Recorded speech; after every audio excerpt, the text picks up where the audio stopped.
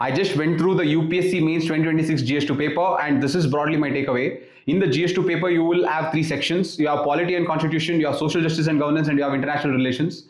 Polity and Constitution will fetch you 125 marks, Social Justice and Governance will fetch you 75 marks, and International Relations will fetch you 50 marks. Overall, in this year, the marking patterns was almost the same, because in Polity and Constitution, usually you get 10 questions, but this time they've asked 9 questions from Polity, and that one extra question is asked from Social Justice and Governance. So apart from this, overall, the marking pattern has remained the same. Now coming to the questions of GS2, the questions are pretty much direct. The questions follow the thematic that we had discussed, and if a candidate has prepared well and written a lot of answers, there is very high chances that the candidate can get good score as much as 120 in this paper this year. If you look at the polity section, the first question was on the 2026 amendment and its impact on the Transgender Persons Act 2019. The second question was the evolution of women's reservation from the local level to the parliament. The third question was about the neutrality of the speaker. The fourth question was about the right to vote being a fundamental right, as well as the powers of the Election Commission of India in revising the electoral rolls. And the fifth question was the enforceability of NCST and NCSC in realizing substantive justice. So these were the 5 10 markers.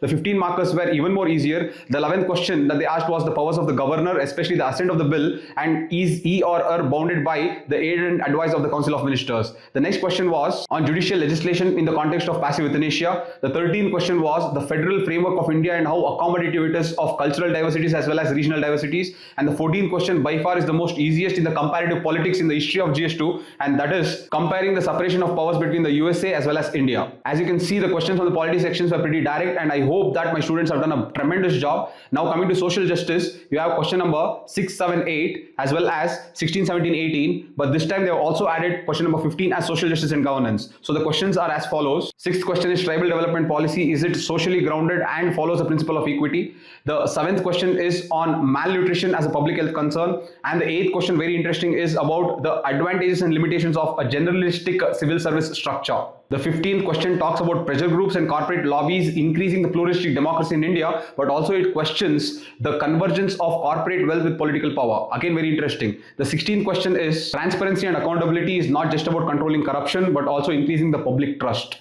The 16th question is about right-based welfare approach. Is it possible in a non-integrated governance, as well as is it possible in minimal public investment? Again, the 17th question is about education. Should we look at it as a welfare obligation or a strategic investment? Again, if you look at the social justice and governance questions, if you have practiced the keyword approach on all the thematics, you would have written a very good answer, and I hope my students have made a very good use of this. Finally, coming to the international relations, they ask 4 questions, 9, 10, 19 and 20. Usually one among the 3 will always be tricky, but this year all the 4 questions are direct, so that's a good news. So the 9th question is Indo-Pacific marine domain awareness. How does it converge the vision of India's Sagar with the Quad vision? The 10th question is, can BRICS become a counterweight and an alternative to global governance? The 19th question is Indian diaspora and its economic, strategic and cultural influence. And the last is the China's One Belt One Road initiative and how does it impact the regional influence of South Asia. Again, the international relations questions, if students have practiced enough number of questions in answer writing, they would have come across these questions in their mock test and they would have made a very good job out of it. Overall, if you take the last 3 years, paper 2 was very scoring, and this year also paper 2 is very scoring. So those students preparing for next year, this should act as a motivation for you to write more answers in GS2 paper, because GS2 paper is something that is predictable and you can definitely practice many number of questions on the particular thematics, which will help you get really good marks in the next year. I hope it helped. Thank you guys.